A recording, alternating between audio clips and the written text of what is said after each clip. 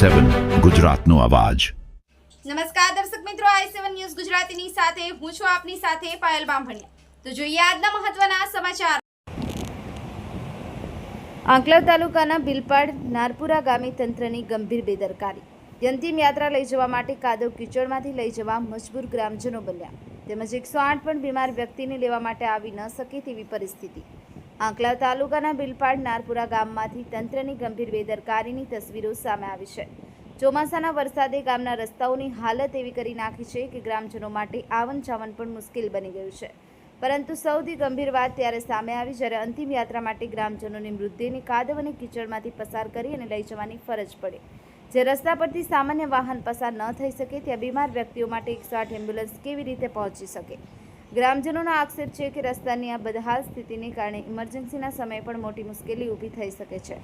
એક તરફ વિકાસના દાવા કરવામાં આવે છે તો બીજી તરફ બિલપાડ નારપુરામાં લોકો આજે પણ કાદવ કીચડમાંથી પસાર થવા મજબૂર બન્યા છે। ગ્રામજનોને આવી પરિસ્થિતિમાંથી ક્યારે મુક્તિ મળશે? શું તંત્ર કોઈ મોટી દુર્ઘટના બને તેની રાહ જોઈ રહ્યું છે? બિલપાડ નારપુરાના રસ્તાની સમસ્યાનો તાત્કાલિક ઉકેલ લાવવામાં આવે તેવી ગ્રામજનોની માંગ છે।